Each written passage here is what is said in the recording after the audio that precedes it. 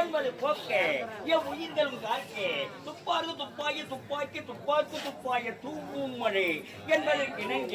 ஒரு கோலம் அறிந்து பாட்டவர உலகிற்கு நாட்டவர செயலாற்றி பின்னின்று வன்பிறக்கு மண்ணின்று உயிர்வுதிக்கு இன்று உலகாகி உலகமே கலையாகி கலையூர் மயமாகி மயமான மார்க்கமே இந்த மனித வாழ்க்கை இந்த மனித வாழ்க்கையிலே அந்த ஆண்டவன் என்று பொழுதும் அசையாத காது ஆண்டவன் துணை கொண்டு இந்த உலகை நாட்டி ஆனந்த பாலன்